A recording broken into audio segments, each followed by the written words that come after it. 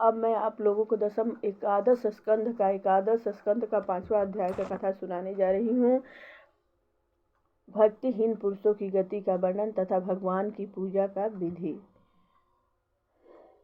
पूजा विधि वर्णन करी चमन मुनि समझाए, राजा निमि सुनने लगे मन में अति हर्षाय। राजा निमि ने पूछा, हे भगवान, आप लोग आत्मज्ञानियों में श्रेष्ठ तथा परम भक्त हैं, अतः आप कृपा करके यह बतलाइए कि जो लौकिक तथा परलौकिक भोगों की इच्छा में लगे रहते हैं, जिनके मन तथा इंद्रियां बस में नहीं हुई हैं,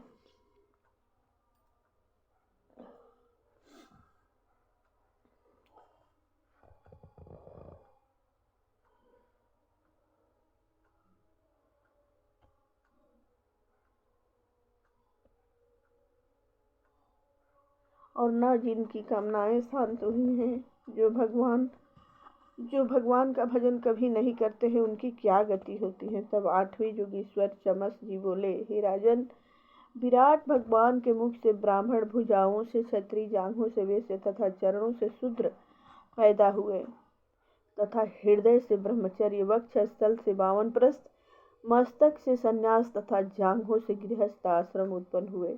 इन सबसे उत्तम करने वाले भगवान ही हैं। इन सबको उत्पन्न करने वाले भगवान ही हैं। अतः जो मनुष्य इन आश्रमों में तथा वर्णों में जन्म लेकर उनकी आराधना नहीं करता है, वह उनका अनादर करता है।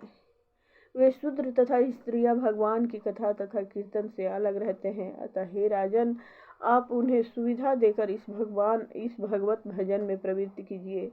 ब्राह्मण, क्षत्रिय तथा वैश्य वेद अध्ययन तथा वेद्योपवीत आदि संस्कारों से कारण भगवान की आराधना करते रहते हैं, किंतु वे वेदों के सच्चे अर्थ को नहीं समझकर केवल ऊपर की बातों को लेकर धन संचित करने में लगे रहते हैं। वे सदा परमार्थ से वंचित रहते हैं, भगवत भक्तों की हंसी उड़ाते हैं तथा स्त्रियों में रत रहते हैं। उनका सारा सुख स्त्री सहवास तक ही सीमित रहता है। यदि वे यज्ञ आदि कोई कर्म कार्य भी करते हैं, तो वे अपने नाम तथा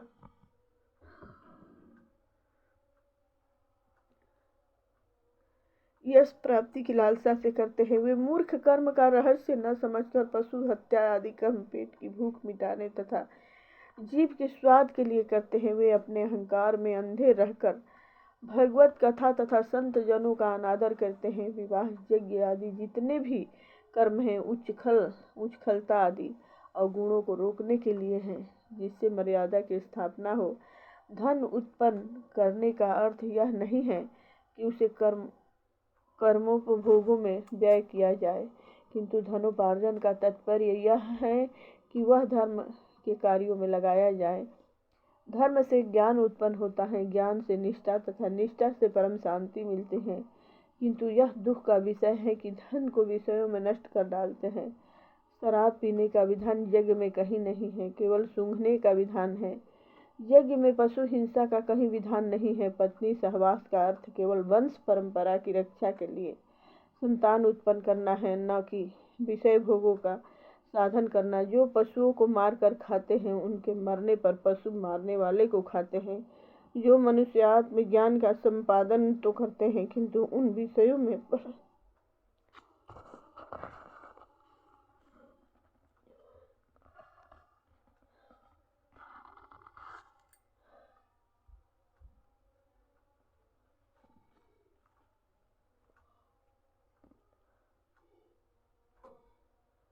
चलते नहीं हैं। वे धर्म अर्थ काम तीनों पुरुषार्थों में लगे रहते हैं।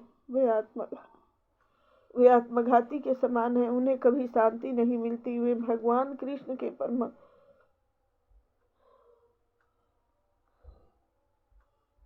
अंत में स्त्री, पुत्र, मित्र आदि धन संपत्ति जो उन्हें एकत्र की थी, त्याग कर काल के वशभूत होकर चले जाते हैं और नरक में गिरते हैं।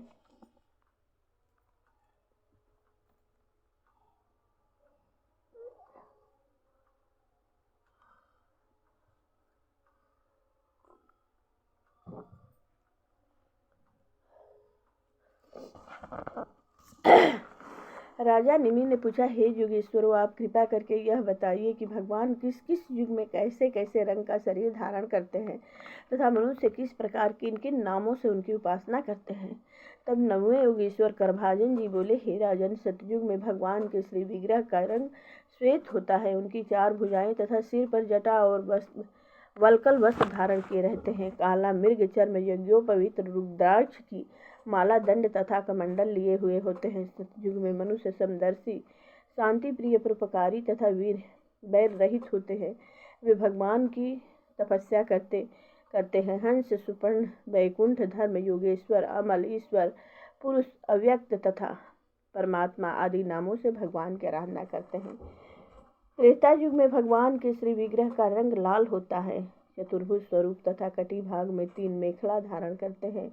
उनके सुनहले केश होते हैं। वे यज्ञों पात्रों को धारण करते हैं। त्रेता युग में मनुष्य धर्म निष्ठा वाले वेद अध्ययन में रत रहते हैं। विष्णु यज्ञ, कृष्ण गर्भ, सर्वदेव, उरुक्रम, वृषाकार्य, जयंत तथा उरुगाय आदि नामों से भगवान की आराधना की जाती है।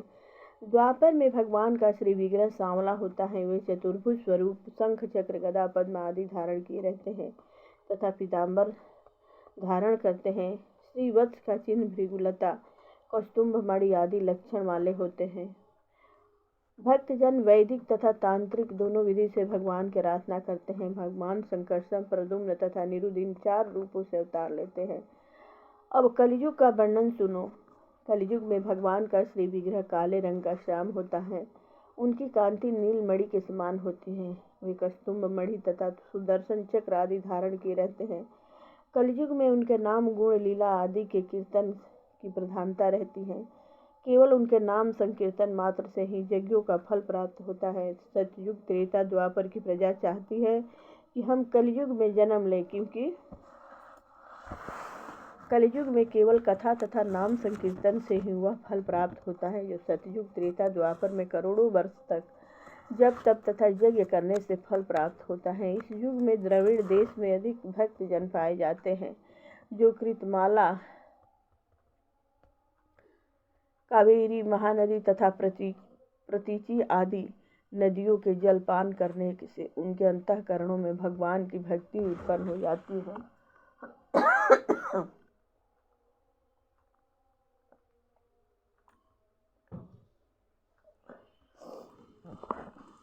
नारद जी बोले, हे वसुदेव जी, राजा निमि के उन 9 योगेश्वर से इस प्रकार भगवत धर्म का उपदेश ग्रहण किया और उन योगेश्वरों की विधिवत पूजा की।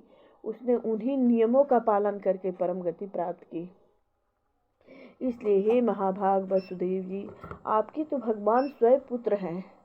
माता देवकी तथा आपके भगवान के दर्शन, आलिंगन, बातचीत, सुलाने, खिलाने तथा बैठने के द्वारा वात्सल्य स्नेह से हृदय को शुद्ध कर लिया है। तुम्हारी कीर्ति चारों ओर छा गई है। तुम परम पवित्र हो गए हो। जब शिशुपाल, पौंड्रक तथा साल्व आदि शत्रु भाव से भगवान का ध्यान करने वाले परम गति को प्राप्त हो गए, तो तुम्हारा तो कहना ही क्या है। तुम तो उनके सारूप्य मुक्ति के अधिकारी हो गए हो। तुम उन्हें अपना पुत्र नहीं समझो। वे सर्वात्मा अविनाशी हैं। उन्होंने अपने स्वरूप को छिपाकर मनुष्यों की सी लीला की है। श्री सुखदेव जी बोले, हे राजा परीक्षित, नारद जी से ऐसा उपदेश सुनकर वसुदेव जी तथा देवकी को बड़ा आश्चर्य हुआ। उनका सारा मोह नष्ट हो गया। जो मनुष्य एकाग्रता से इस चरित्र को सुनकर मनन करता है, उसके सारे सुख दूर हो जाते हैं तथा वह मोक्ष को प्राप्त होता है। प्रेम से बोलिए मंगलमय भगवान की।